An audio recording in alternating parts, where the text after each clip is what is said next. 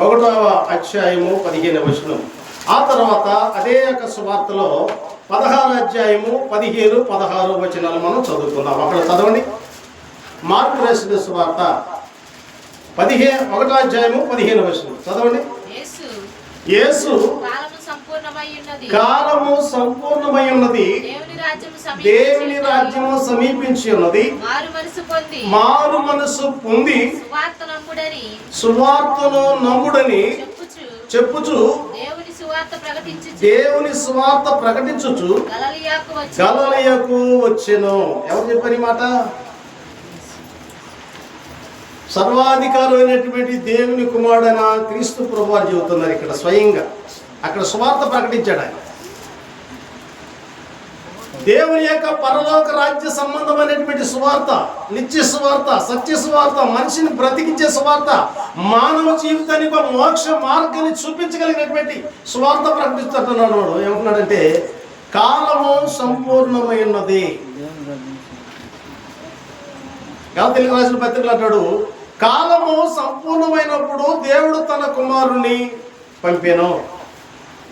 ఇప్పుడు ఆ కాలాన్ని గురించి యేసుక్రీస్తు వారు ఏమంటున్నారంటే కాలము సంపూర్ణమైనది, దేవుని రాజ్యము సమీపించి ఉన్నది, మారు మనసు పొంది సువార్తను నమ్ముడని దేవుడు నరులకు ఆజ్ఞాపిస్తూ ఉన్నాడు. అర్థమైందా? అక్కడ యేసుక్రీస్తు వారు మాట్లాడాడు అన్నమాట. అయితే 16వ అధ్యాయంలో కూడా ఆయన సువార్త చేశాడు. ఇక్కడ 1వ అధ్యాయంలో 15వ వచనంలో క్రీస్తు ప్రభువు సువార్తను ప్రకటించాడు. ఇక్కడ ఆ సువార్తనే శిశువులకి ఆజ్ఞాపిస్తున్నాడు. మార్కు రాసిన సువార్తలోనే 16వ అధ్యాయము 15, 16 వచనాలు చదవండి. మరియు మీరు సర్వలోకమునికి వెళ్ళి సర్వ సృష్టికి సువార్తను ప్రకటించండి.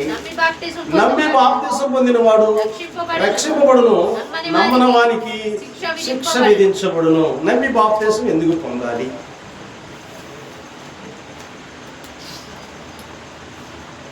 బాప్తిసం తీసుకున్న తల్లులు ఎంతమంది ఒకసారి చేతులు ఎత్తండి. తీసుకున్నాడు సగమే కాకుండా సగం అయితే మరి సగం తీసుకున్నారు అనుకుంటారు. ఏది యోహాను బాప్తిసం తీసుకున్నారు అనుకుంటాను నేను కూడా, పౌలు గారు అనుకున్నట్టు, అపోస్తలుల కార్యం 19వ అధ్యాయంలో అనుకున్నట్లుగా. అయితే బాప్తిసం తీసుకున్న తల్లులు చాలా మంది ఉన్నారు. ఇక్కడ పురుషులు కూడా ఉన్నారు బాప్తిసం తీసుకున్నట్టు. బాప్తిసం అనేది మనం ఎందుకు తీసుకోవాలి అని ప్రశ్న. చెప్పండి, ఎందుకు తీసుకున్నాం మనం? అమ్మా, ఈ బాప్తిసం అనేది మొట్టమొదట గ్రీకు భాష నుండి వచ్చింది. ఎక్కడి నుంచి వచ్చింది? గ్రీకు భాష నుండి వచ్చినప్పుడు అక్కడ ఏమంటాడంటే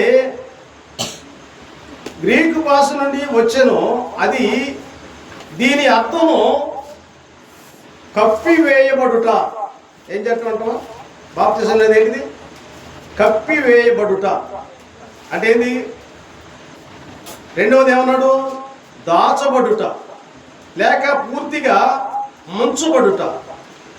అయితే అంతేగాని అది జలకర బాప్తిసం అని, ఆ బాప్తిసం అని, నీళ్లు లోతుగా లేని మురుకు నీళ్ళల్లో బాప్తిసం ఇచ్చేది అది బాప్తిసం కాదండి. యేసుక్రీస్తు వారు మనకు రియల్గా ఒక స్టోరీ చూపించాడు, ఒక నిదర్శనం చూపించాడు. యేసుక్రీస్తు వారు బాప్తిసం తీసుకోవడానికి యోర్దాను నదిలో యోహాను బాప్తిసం ఇస్తుంటే అక్కడ యేసుక్రీస్తు వారు కూడా వస్తున్నారు.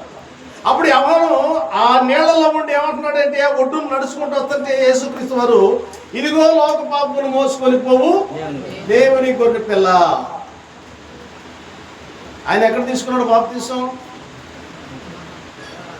కుంటలోనా? తొట్టిలోనా? జీలకర్ర బాప్తిసమా? లేదా మన సొంతంగా తొట్టి కట్టేదాన్ని ఏమైనా ముంచారా? ఎక్కడ తీసుకున్నాడు? పారే నీళ్లలో యోర్దాను నదిలో యేసుక్రీస్తు వారు యోహాను చేత బాప్తిసం పొందాడు.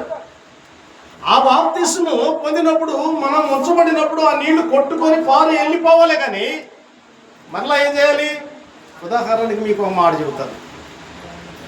కాలంలో ఉతికిన బట్ట ఎలా ఉంటుంది, బకెట్లో సరుకు పెట్టి ఉతికిన బట్టలు ఎలా ఉంటాయి? అర్థమయ్యేటట్టు చెబుతున్నా మీకు తల్లులకి. ఎందుకని? బకెట్లో నీళ్ళేక ఎంతసేపు ముంచి నీకు అక్కడే ఎంతసేపు ఉంచిన ఆ నీళ్ళలోనే, లేకపోతే ఇంకొక బకెట్ పోతావు. నువ్వు శుభ్రం చేసినటువంటి బట్ట శుభ్రంగా 4 అంచుల నుండి పై నుంచి కిందికి ఆ మురికంతా పోదు కదా. అదే ఒక దెబ్బ కానీ సరుపు లేకపోయినా ఏది లేకపోయినా కూడా కాలం వినేసి జాడించామనుకో, కాలం ఏంది, దానికి ఉన్న మురికంతా ఆ నీళ్ళల్లో కొట్టుకొని పోద్ది. మన బాప్తిసం కూడా ఎలా ఉండాలా? పారే నీళ్ళలో ఉండాలా, పారే నీళ్ళలో ముంచాలా, పారే నీళ్ళలో పొందాలా, పారే నీళ్ళలో పాతి పెట్టాలా, పారే నీళ్ళలో దాచిపెట్టాలి, పారే నీళ్ళలో కప్పాలా. బాప్తిసం అనేది ఎందుకు అనే విషయాన్ని మనం కొన్ని విషయాలు చూసుకుందాం. బాప్తిసం అనేది రక్షించబడుటకు. ఇక్కడ ఏమన్నాడు? నమ్మి బాప్తిసం పొందినవాడు రక్షించబడును, నమ్మని వానికి శిక్ష విధించబడును. 1 పేతురు పత్రిక 3వ అధ్యాయము 21వ వచనం. పేతురు రాసినటువంటి 1 పత్రిక 3వ అధ్యాయము 21వ వచనం చదవాలి. నేను వాక్యాన్ని వివరించను, ఊరు చూపించుకుంటూ వస్తాను. పేతురు రాసిన 1 పత్రిక 3:21. 3:21.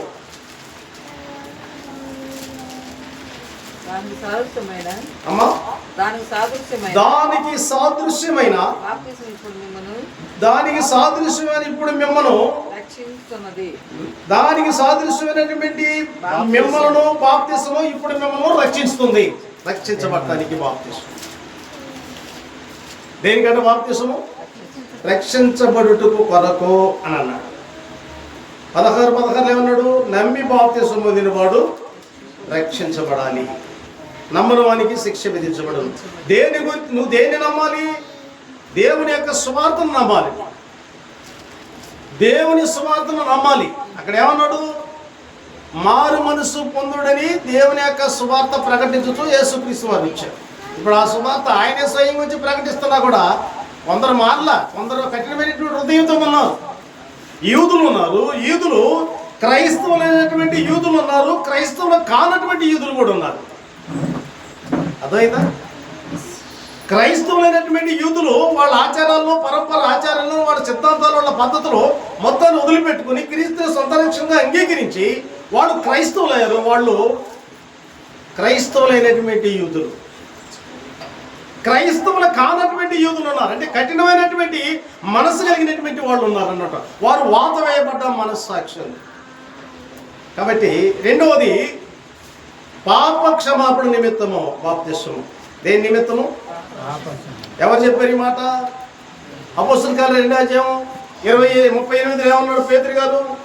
సహోదరులారా మేమేమి చేతుము అని పేతురుని కడమ అపోస్తలులు అడిగినప్పుడు పేతురు గారు చెప్పినటువంటి మాట ఏంటంటే, మీరు మారు మనసు పొందిన తర్వాత పాప క్షమాపణ నిమిత్తము ప్రతివాడు యేసుక్రీస్తు నామములో బాప్తిసము పొందండి, అప్పుడు మీరు పరిశుద్ధాత్మనేటువంటి వరాన్ని మీరు పొందుతారు. దేనికంట బాప్తిసము? 1 రక్షించబడటానికి అన్నాడు. రెండవది పాప క్షమాపణ, మనం చేసినటువంటి పాపములు క్షమించబడటానికి. అందుకంటాడు అన్నమాట, మనము అపరాధముల చేతను పాపముల చేతను సచ్చిన వారు ఉండగా క్రీస్తు మన కొరకు తన ప్రాణము పెట్టి వచ్చాడు. దేని చేత చచ్చిపోయాం మనం? పాపముల చేత, అపరాధముల చేత. కొన్ని సందర్భాల్లో తెలియక చేస్తాం, కొన్ని సందర్భాల్లో ఇష్టపూర్తిగా అంటే బుద్ధిపూర్వకంగా చేస్తాం. అంటే కావాలని బుద్ధిపూర్వకంగా, అంటే ఇది నేను చేయాలి అనే ఉద్దేశంతో చేస్తాం. అర్థమవుతుందా? ఇక మూడవదిగా మనం చూస్తే నూతన జీవము పొందిన వారై నడుచుకొనుటకు బాప్తిసం పొందాలి. రోమాపత్రిక 6వ అధ్యాయం 4వ వచనం. రోమీయులకు రాసిన పత్రిక 6వ అధ్యాయము 4వ వచనం. అపొస్తలులైనటువంటి పౌలు గారు చెబుతున్నటువంటి మాట చదవండి, లెక్కేసుకోండి. ఇన్ని చెబుతున్నాను. కాబట్టి తండ్రి మహిమ వలన క్రీస్తు మృతులలో నుండి ఎలాగ లేపబడినో అలాగే మనమును నూతన జీవము పొందిన వారమై నడుచుకున్నట్లు మనము బాప్తిసము వలన మరణములో పాలు పొందుటకై అతనితో కూడా పాతి పెట్టబడదుము. చూసారండి? బాప్తిసం ఎవరితో? అతనితో కూడా అంటే క్రీస్తు వారితో. ఆయనతో కూడా మనం ఏమైపోయాము? పాతి పెట్టబడ్డాం. అర్థమైందా? క్రీస్తునందు విశ్వాసం ఉంచినటువంటి వారు, దేవుడు క్రీస్తుని ఎలాగైతే మృతుల నుండి లేపి తీసుకొని వచ్చాడో, ఆయన విశ్వాసం ఉంచినటువంటి వారిని మనలో కూడా ఆయన తీసుకొని వస్తాడు. ఇక్కడ ఎందుకంట నూతన జీవం పొందిన వారయ్యి నడుచుకొనుటకు బాప్తిస్మము. ఇక 5వది మనం చూస్తే నీటి మూలముగాను ఆత్మ మూలముగా జన్మించుట. యోహాను రాసిన సువార్త 3వ అధ్యాయం 3వ వచనం. యోహాను రాసిన సువార్త 3వ అధ్యాయం 3వ వచనం. ఎన్ని చెప్పాను ఇప్పుడు? ఐదవ మాట చెబుతున్నాను. నీటి మూలముగాను ఆత్మ మూలముగాను జన్మించుటకు బాప్తిస్మము. చదవండి. అందుకు యేసు అతనితో ఒకడు క్రొత్తగా జన్మించితేనే కానీ అతను దేవుని రాజ్యంలో చూడలేరడని నీతో నిశ్చయముగా ఖచ్చితంగా చెబుతున్నాను. నికోదేమో ఆయన అంటాడు, కొత్తగా జన్మించినటువంటి మనకు తెలిసిన విషయాలే. నేను ముసలివాడిని అయినటువంటి నేను ఇంత లాభను, ఇంత ఎత్తున్నాను, ఇంత వయసు వచ్చినది, మళ్ళా నా తల్లి గర్భాన్ని నేను అట్ట జన్మించగలను? మా తల్లి ముసలిలాం అయిపోయింది, ఇంతలా మనిషిని ఎలాగంటే డెలివర్ చేయగలుగుతాం? తెలియలా, శరీర సంబంధంగా అనుకుంటున్నాడు. ఈయన ఏమన్నాడంటే, ఒకడు నీటి మూలముగాను ఆత్మ సంబంధంగాను జన్మించితేనే తప్పక. నీటి మూలముగా నపుంసకుడు నీటి మూలముగా పిలుపు చేత బాప్తిసం పొందాడు. బందిపోటు దొంగ ఆత్మ మూలముగా సిలువలోనే రక్షించబడ్డాడు. అర్థమవుతుందా? ఇక్కడ మరలా మనం 6వ వచనాన్ని మనం చూసుకుంటే చూడండి. పునర్జన్మ సంబంధమైన స్నానము మరియు పరిశుద్ధాత్మ మనకు నూతన స్వభావము కలగజేయుటకు. దేనికంటే తీతుకు రాసిన పత్రిక 3:5 చదవండి. తీతుకు రాసిన పత్రిక 3వ అధ్యాయము 5వ వచనంలో ఈ మాట రాయబడ్డారు. చదవండి. పునర్జన్మ సంబంధమైనటువంటి ఏంటంట?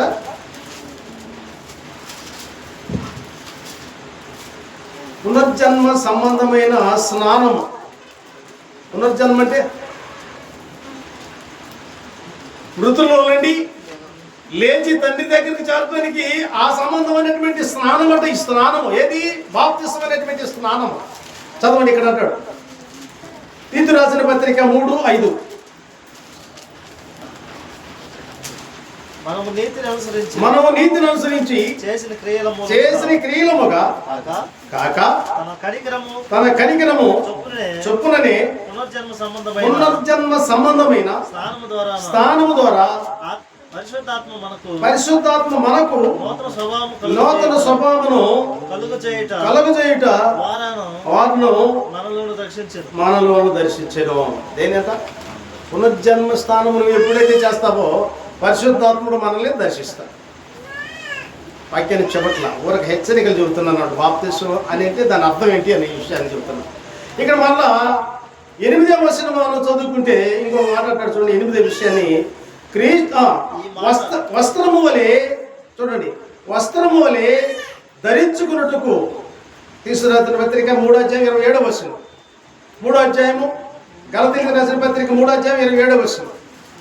గలతీయులకు రాసిన పత్రిక 3వ అధ్యాయము 7వ వచనం 27వ వచనం. చూడండి. వస్త్రము వలె నూతన క్రీస్తును ధరించుకున్నట్టుకు. దేనంట? వస్త్రం ఎలా ధరించుకుంటాం మనం? శుభ్రంగా ఉతుక్కొని, దగ్గర ఎవరన్నా ఐరన్ బాక్స్ ఉంటే ఇస్త్రీ చేయించుకొని ఎలా తొడుక్కుంటాము? ఎంత చక్కగానో నీట్గానో తొడుక్కుంటాం. అది చూడండి, నలుగురిలోకి వెళ్తానికి. చూడండి. వస్త్రము వలె క్రీస్తును ధరించుకున్నట్టుకు. చదవా. క్రీస్తులోనికి బాప్తిసం పొందిన మీరందరూ క్రీస్తును ధరించుకొని ఉన్నారు. ఎవరు ధరించుకున్నారంట? వస్త్రం మనం కొత్త బట్టలు ధరించుకుంటాము. కొత్తగా జన్మించినటువంటి మనం ఎవరు ధరించుకోవాలి? క్రిస్మస్ పండుగ వస్తే కొత్త బట్టలు కట్టుకుంటాం. కానీ ఇక్కడ ధరించుకోమన్నది మనం ధరించుకోం. ఇక్కడ ఎవరు ధరించుకోమంటున్నాడు? క్రీస్తును ధరించుకో. అంటే ఎట్లా ఉండాలి? నీ హృదయం ఈ వస్త్రమేమో మన దేహానికి తొడుక్కుంటాము. క్రీస్తుని ఎలా ధరించుకుంటామంటే నీ కంఠభూషణకి నీ హృదయంలో ధరించుకోవాలి. నీ దేహానికి ఆ కనపడనటువంటి ఆ ఏర్పాట్లో క్రీస్తుని మనం ధరించుకునే వాళ్ళగా ఉండాలి. ఇక 9వ మాట ఒక మాట చెబుతాడు చూడండి. దేవునికి విధేయత చూపుటకు, దేనంట దేవునికి విధేయత చూపుటకు. మత్తయి రాసిన సువార్త 28వ అధ్యాయం 19వ వచనం, అపొస్తలుల కార్యాలు 10వ అధ్యాయం 48వ వచనం చదవండి. మత్తయి రాసిన సువార్త 28వ అధ్యాయము 8వ అధ్యాయము 19వ వచనం చదవండి. 19వ వచనం మత్తయి రాసిన సువార్త. కాబట్టి మీరు వెళ్ళి సమస్త జనులకును శిష్యులుగా చేయుడి. ఎవరిని చెబుతున్నాడు? మీరు సమస్త జనులకి, లోకం మీదకి వెళ్ళిపోయి, మీరు సర్వలోకానికి వెళ్ళిపోయి, అక్కడ ఏమన్నా మహత్తర స్వార్థ సర్వలోకానికి వెళ్ళి సర్వ సృష్టికి స్వార్థను ప్రకటించండి అన్నాడు. ఇక్కడ ఏమంటున్నాడంటే మీరు సర్వలోకానికి వెళ్ళి సకల జనుల్ని నాకేం చేస్తారు? నాకు శిష్యులుగా చేయండి. ఏమంటాడు? శిష్యులుగా చేయండి. మనం యేసుక్రీస్తు వారికి శిష్యులుగా ఉండాలంటే ఏం చేయాలి? మనం యోహాను రాసిన సువార్త 15వ అధ్యాయం 8వ వచనం చదవండి. యోహాను రాసిన సువార్త 15వ అధ్యాయం 8వ వచనం చదువుకుందాం. మనం కూడా క్రీస్తుకు శిష్యులుగా మనం కనపడాలంటే, దేవునికి మన ద్వారా దేవునికి మహిమ రావాలంటే మనకి ఇక్కడ ఒక చక్కని మాట చెబుతున్నాడు. మీరు బహుగా ఫలించుట వలన నా తండ్రి మహిమపరచబడును, ఇందువలన మీరు నాకు శిష్యులైతారు. మన ఫలించాలి. బాప్తిసం తీసుకున్న ఇప్పుడు చెప్పండి ఎంతమంది అన్నారు? చెప్తారు, చేతులు ఇస్తారు. తప్పు కదా, తప్పేం కాదు. ఎన్ని కాయలు కాశారు ఒక్కొక్కళ్ళు? ఇంట్లో చెట్టు కన్నా కాపుదిచ్చారా?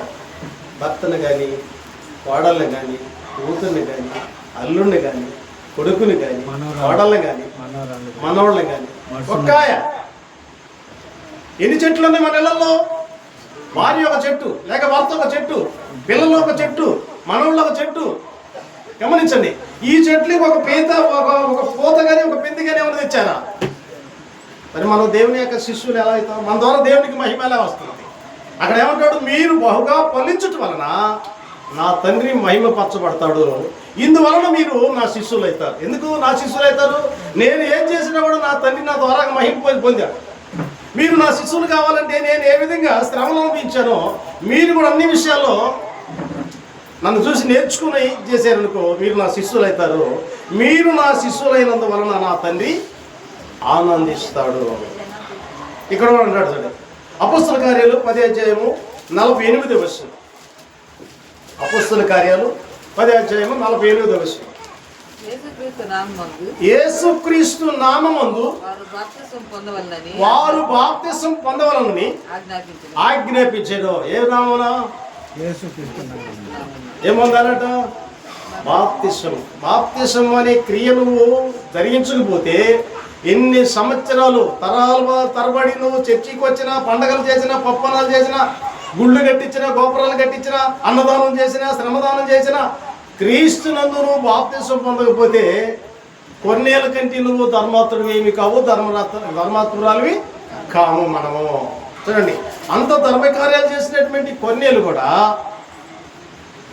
ఏమయ్యాడు? చివరికి క్రైస్తవుడు కాటానికి పేతురు గారిని విలువను ఒప్పుకొని ఆ రాత్రి పేతురు గారి చేత వాక్యం బోధించుకొని అతడును అతని కుటుంబం అంతా కూడా బాప్తిసం పొందినట్టుగా మనకు పరిశుద్ధ గ్రంథం కనపడతా ఉన్నది ప్రియులారా. అయితే చివరిగా 2-3 మాటలు చేద్దాం. అది ఇన్ని 9 ఆజ్ఞలుగా మనం చూసాము, 9 అర్థాలుగా మనం చూసాము బాప్తిసం గురించి. అయితే బాప్తిసం పొందిన తర్వాత మనం ఏం చేయాలి చెప్పమంటారు? కొన్ని మాటలు వద్దంటారు, చెప్పండి. కొన్ని మాటలు చెబుతాను. బాప్తిసం పొందిన తర్వాత మనం ఏమి చేయాలి? పేతురు గారు మొట్టమొదట ప్రసంగం చేశాడు. ఏం చేశాడు? మొట్టమొదట ప్రసంగం అపోస్తలుడైనటువంటి పేతురు గారు ప్రసంగం చేస్తే ఎంతమంది చేర్చబడ్డారు?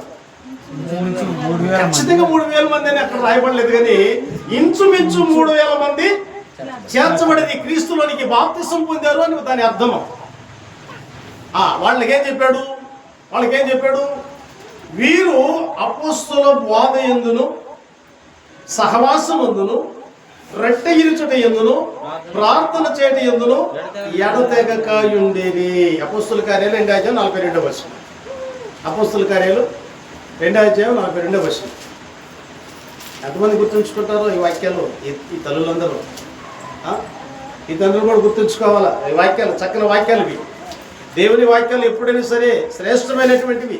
మనిషికి ఆదరణ, కుటుంబానికి ఆదరణ, మానవ జీవితానికి నెమ్మది, శాంతి, సమాధానం ఇవన్నీ సమకూరుతున్న దేవుని యొక్క వాక్యము. ఏం చేయాలంటే మొట్టమొదట బాప్తిసం పొందినటువంటి వాళ్ళు అపోస్తలుల బోధ. ఎవరు బోధ? వీళ్ళందరూ బోధిస్తూ ఉన్నారు. కానీ అపోస్తలుల బోధ అనేది చాలా తక్కువ. అపోస్తలులు బోధించిన బోధ ఏంది? పౌలు అంటాడు అనమాట, నేను క్రీస్తుని పోలి నడుచుకునిచున్నాను, ప్రకారము మీరు నన్ను పోలి నడుచుకునడి. మీరు అన్ని విషయాల్లో నన్ను జ్ఞాపకం చేసుకునొచ్చు, నేను మీకు అప్పగించినటువంటి కట్టడమును గైకొనుచున్నారని మిమ్మల్ని గురించి నేను మెచ్చుకుంటున్నాను అన్నాడు. ఒక సేవకుడు ఎప్పుడు మెచ్చుకుంటాడు? సేవకుడు ఎక్కడ నేర్చుకుంటాడు? అపోస్తలుల దగ్గర నేర్చుకున్నాడు. అపోస్తలులు ఎక్కడ నేర్చుకున్నారు? క్రీస్తు దగ్గర నేర్చుకున్నారు. క్రీస్తు ఎక్కడ నేర్చుకున్నాడు? ఆయన పంపినటువంటి తండ్రి దగ్గర నేర్చుకున్నాడు. ఎవరి కోళ్ళే పేతురు రాసిన పత్రికలు అంటాడు అనమాట, ఒకడు తన ఊహను బట్టి ఊహించుకొని వాక్యాన్ని చెప్పటం, ఊహించుకొని పాట పాడటం, ఊహించుకొని ప్రార్థన చేయటం, ఊహించుకొని ఉన్నది లేనట్లుగా లేని ఉన్నట్లుగా కలిపి ఆ విధంగా చెప్పటం. మనుషులు ఏం చేస్తున్నారు? టెన్షన్ పెడుతున్నారు, సత్యమేదో అసత్యమేదని. అయితే మీరు నేర్చుకోవాల్సినటువంటి విషయం ఏంటంటే, మన అందరము బైబిల్లో మాట్లాడేటువంటి ప్రతి మాట కూడా బైబిల్లో ఉన్నదా లేదో తిమోతి మాట్లాడింది అని మీరు పరిశీలన చేసుకోవాలి. మీకు చదువు లేకపోతే నీ బిడ్డలు చదివించుకోవాలి. నీకు దగ్గర ఉన్నటువంటి సహోదరుని పిలిచి ఈ భావాన్ని అవునా కాదని నువ్వు నేర్చుకోవాలి. ఇక్కడ ఏమన్నాడు? మొట్టమొదట ఈ 3000 మందిని ప్రభువులను చేర్చిన తర్వాత వాళ్ళకి ఏం చెబుతున్నాడు? వీరు అపోస్తలుల బోధ. ఎవరు బోధ అండి? అపోస్తలుల బోధ. రెండోది ఏంటిది? కృపయందును జ్ఞానమందును ఎదగవలెను. దేని ఏందట? కృపయందు జ్ఞానమందు ఎదగాలి. చూడండి, మొదటి పేతురు రాసిన పత్రిక 1:1 3 చదవండి. ఆ తర్వాత 2 పేతురు రాసిన పత్రిక 3:18 చదవండి. మొదటి పేతురు రాసిన పత్రిక 2:1 చదవాలి. బైబిల్ చేతపడుతున్నప్పుడు ఏం చేయాలంటే, నేను ఎప్పుడు చదువుతామా, నాకెప్పుడు అప్పగిస్తాడా అనే ఎదురు చూడాలి. ఎప్పుడు ముగిస్తాడు ఇంటికి పోదాం ఆలోచన ఉండగా చదవండి. ప్రభు దయాళుడని మీరు రుచి చూచి తెలుసుకునే ఎడల సమస్తమైన దుష్టత్వమును సమస్తమైన కపటమును వేషధారణయు అసూయను సమస్త దూషణ మాటలు మాని కొత్తగా జన్మించిన శిశువులను పోలిన వారై నిర్మలమైన వాక్యమును ఆ పాల వలన రక్షణ విషయంలో ఎదుగు నిమిత్తము ఆ పాలను ఆపేక్షించుడే. అంత చక్కని మాటలండి, అంత చక్కని మాటలు. అసలు ఈ మాటలు ఏంటంటే నిద్ర వస్తుందండి. ఎందుకు వచ్చింది నిద్ర? అసలు నాకు ఎవరైనా చెప్పేవాళ్ళు ఉంటే ఇంకా నాతో నేను ముగించాడుగా నీకు చెబుతా ఉంటే ఇంకా నేను కూర్చొని తినేవాడిని. ఎంత మౌనంగా ఉంటే అంత దేవుని యొక్క వాక్యమో మైండ్లోకి ఎక్కిపోతుంటుంది. పక్కన వాళ్ళతో మాట్లాడినా అటు ఇటు తిరిగినా ఈ విధంగా డిస్టర్బ్ అయితే దేవుని వాక్యం ఎక్కదు. ఇక్కడ ఏమంటాడంటే, అయితే ఇక్కడ 2 పేతురు రాసిన పత్రికలో కూడా 3:18 కూడా మాట్లాడతాడు. చదవండి. పేతురు రాసిన 2వ పత్రిక, పేతురు గారు మొదటి పత్రికలో ఈ మాట అన్నాడు. 2వ పత్రికలో ప్రభువును రక్షకుడైన యేసుక్రీస్తు అనుగ్రహించు కృపయందును జ్ఞానమందును అభివృద్ధి పొందుడి. దేని ఎందు? కృప. కృప అంటే ఏంటిది అమ్మా? కృప అంటే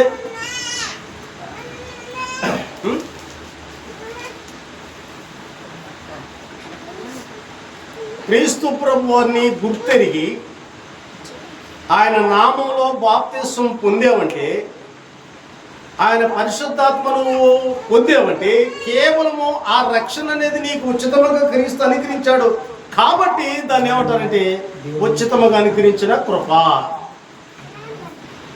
ఏంటిదంట? కృప అంటే ఉచితముగా పొందేది కృప. డబ్బులు ఖర్చు లేకుండా పొందేది కృప. అంతే కదా? కృప అనమాట. అయితే మనం ఏం చేయాలంట? కొత్తగా జన్మించినటువంటి శిశువును పోలి ఆ పాలని ఆపేక్షించవలెను అంటాడు. అర్థమైందమ్మా? అయితే ఇక్కడ ఏమంటాడంటే, ఇంకో మాట ఏమంటాడంటే, వారు తమ ప్రాచీన స్వభావమును విసర్జించవలెను. దేని స్వభావాన్ని? చూడండి, కొలస్సీలకు రాసిన పత్రిక 3వ అధ్యాయము 5వ వచనం, 10వ వచనం కూడా చదవండి. కొలస్సీలకు రాసిన పత్రిక 3వ అధ్యాయము 5వ వచనము 10వ వచనం. కొలస్సీలకు రాసిన పత్రిక 3వ అధ్యాయము 5వ వచనం, ఆ తర్వాత 10వ వచనం కూడా చదవండి.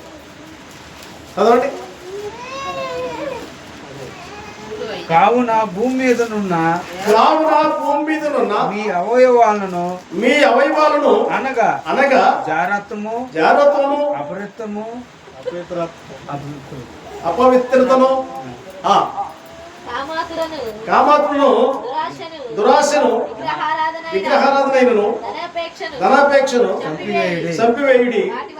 వాటి వలన దేవుని ఉగ్రత అవివేకుల మీదకి వచ్చును. చాలండి. ఎవరి మీదకి వస్తుందట? వివేకము వేరు, అవివేకం వేరు. అంటే వివేకము తెలివి లేనటువంటి వారు, అవివేకం అంటే వివేకం అంటే తెలివిగా మాట్లాడేవాళ్ళు, తప్పించుకునేవాళ్ళు, జాగ్రత్తగా మాట్లాడుకునేవాళ్ళు, జాగ్రత్తగా నడుచుకునేవాళ్ళు. అవివేకం అంటే కొంత తెలిసి కొంత తెలియకుండా ఉంటారు కదా, వాళ్ళు. ఇక్కడ ఏమంటాడంటే, ఇంకా ఏమంటాడంటే, ఇంకో మాట మీకు చెబుతున్నాను, గమనించండి. ఇక్కడ ఏమంటాడంటే, ఎఫెసీయులకు రాసిన పత్రిక 4వ అధ్యాయం 22వ వచనం. ఎఫెసీయులకు రాసిన పత్రిక 4వ అధ్యాయము 22వ వచనం చదవండి. 4వ అధ్యాయము 22వ వచనం. కావున అమ్మా మునుపటి ప్రవర్తన విషయంలోనైతే మోసకరమైన దురాశ వలన చెడిపోవు మీ ప్రాచీన స్వభావము వదులుకొని నూతన నీతియు యథార్థమైన మనసు గలవారై భక్తి గలవారై దేవుని పోలిక ప్రశస్తమైన నవీన స్వభావమును ధరించుకుని వెళ్ళను. అంటే ప్రాచీన స్వభావం అంటే పాత జీవితం, రోత జీవితం. నేనున్నాను అనుకో, నన్ను అందరూ ఓపుతున్నారు అనుకో, దాన్ని వదిలిపెట్టాలి. నవీన స్వభావం అంటే కొత్త స్వభావం అనమాట, మంచి స్వభావం, దేవునికి ఇష్టమైనటువంటి స్వభావము. ఏలియాని గురించి ఒక మాట రాయబడి ఉంది యాకోబు రాసిన పత్రికలో. ఏలియా మనవంటి చదివారు ఈ మాట. 5:17 చదవండి. 5:17 చదవండి. యాకోబు రాసిన పత్రిక 5:17లో ఏలియా మనవంటి స్వభావం గలవాడే అని అంటాడు. ఏలియా మనవంటి స్వభావం గల మనుషుడే, వర్షపు కుడినట్లు అతడు ఆసక్తితో ప్రార్థన చేయగా 3.5 సంవత్సరము వర్షము పడలేదు భూమి మీద. ఇప్పుడు ఆ ప్రార్థన గురించి ఏమన్నాడంటే, మొదట ఏలియా అని చూడండి, అతడు మన వంటి స్వభావం గల మనుషుడే. అంటే అతను ఏమున్నది? ఆసక్తి అనేది ఉన్నది. ఈ ప్రాచీన స్వభావంలో ఆసక్తి ఉండదు, ఈ ప్రాచీన స్వభావంలో సత్క్రియ ఉండదు, ఈ ప్రాచీన స్వభావంలో మార్పు ఉండదు. నవీన స్వభావం కలిగి మనం నడుచుకున్నప్పుడు దేవునికి దగ్గరగా జీవిస్తాం. అర్థమైందా? ఇంకొక మాట చెప్పి నేను వాక్యాన్ని ముగిస్తాను.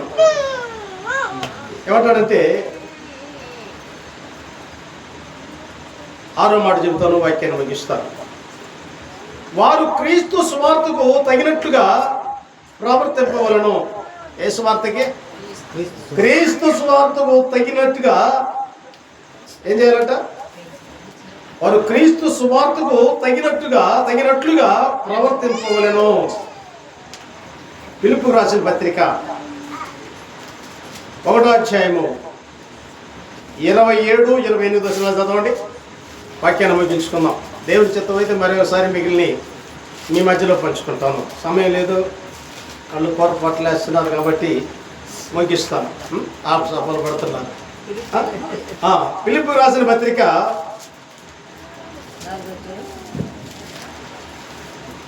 1 ఒకటో అధ్యాయము 27, 28 వచనాలు. ఒకటో అధ్యాయము 27, 28 వచనాలు చదవండి.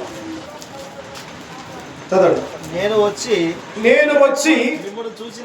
మిమ్మల్ని చూసినను రాకపోయినను మీరు ఏ విషయంలోనూ ఎదిరించిన వారికి బెదరకయు అందరూ ఒక భావముతో సువార్త విశ్వాస పక్షమున పోరాడుచు ఏక మనసు గలవారై నిలిచి ఉన్నారని నేను మిమ్మల్ని గూర్చి ఇలాగున మీకు క్రీస్తు సువార్తకు తగినట్టుగా ప్రవర్తించుడి.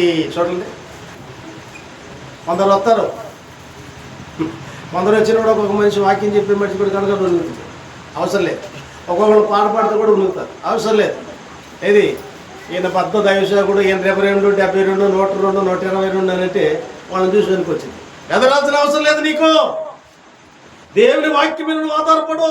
అబ్రహాం ఏ ప్రదేశానికి వెళ్ళినా బలిపీఠం అనే దాన్ని కట్టుకుంటాడు, నువ్వు కూడా కట్టుకో. అందుకే తిమోతి రాసిన పత్రికలో పౌలు అంటాడు, జట్టి సైనికుడైనటువంటి వాడు, జట్టి ధరించినటువంటి వాడు నియమం ప్రకారంగా పోరాడాలి. నియమం ప్రకారంగా పోరాడకపోతే వాడికి జీవ కిరీటం లేదు. నియమాన్ని పాటించాలి.